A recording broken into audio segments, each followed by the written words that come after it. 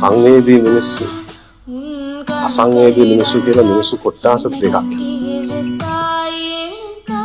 අසංවේදී මිනිස්සු කිසි තේරීමක් නැතුව ආත්මාර්ථකාමීව තමන්ගේ ගොඩ ලොකු කරගන්නවා. පේන හොඳට ඇහැට පේන. සංවේදී මිනිස්සු කොටස් දෙකක්.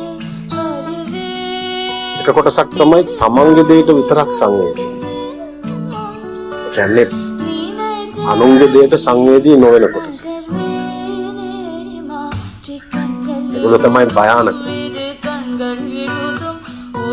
ඒගොල්ලෝ දේවල් සූරගන්නේ හොඳට හිතලා බලලා තමන්ට අවශ්‍යම දේ විතරයි.